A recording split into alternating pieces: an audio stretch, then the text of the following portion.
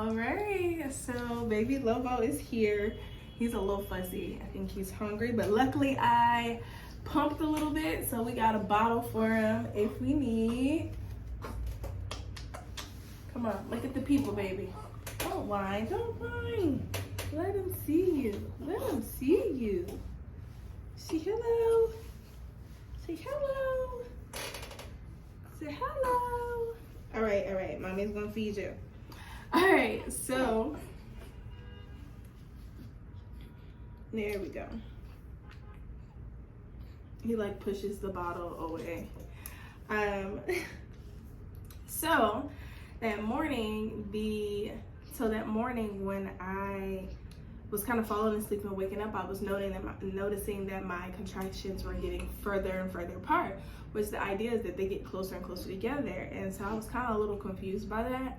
And at about 5:36, my doctor sent me a message and he was like, hey, like, what's going on? How's it going? And I told him, I was like, yeah, the contractions had got all the way down to 6 minutes apart, but it never did get to 5, and then it shot back up to like 45 minutes apart. So he was like, that's weird, like I don't know why I did that. And he asked, did I feel the baby moving?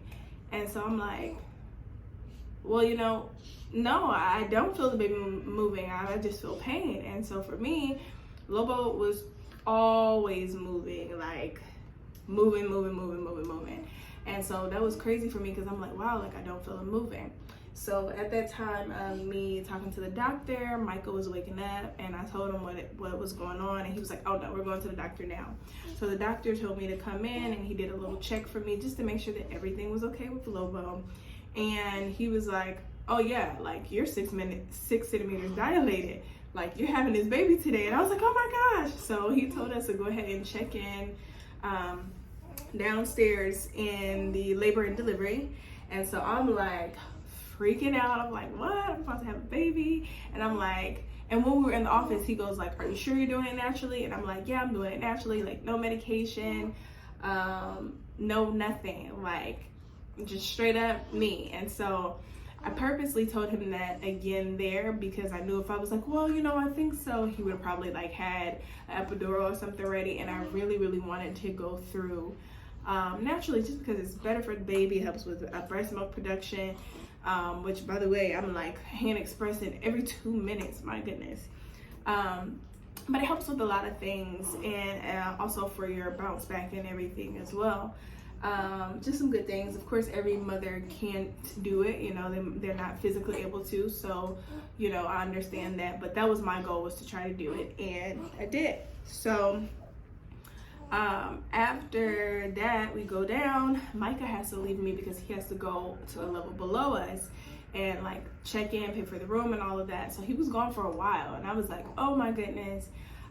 The room was absolutely beautiful. Like there was an amazing view over the city. You could see city and water in the labor and delivery room. And I remember being in pain and going through these contractions and being like, wait, why are they closing the windows? Like they're messing up the view. It's the only thing I have to distract me.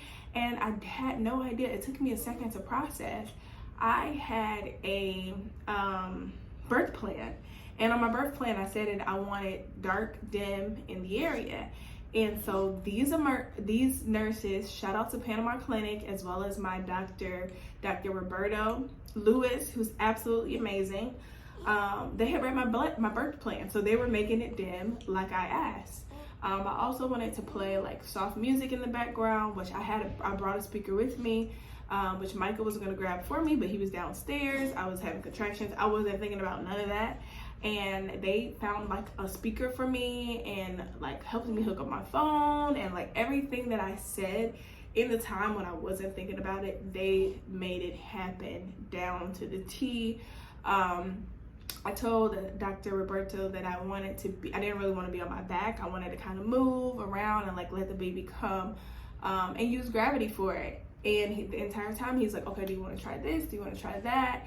And when I tell you I was in pain, I was in pain. Do you know I had that baby on my back?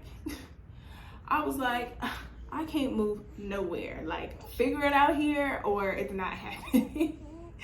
So I did move a little bit, but I did actually deliver him on my back, which was absolutely fine. And I think because I was moving so much prior to, it was okay. It wasn't like any pressure or anything in a negative way.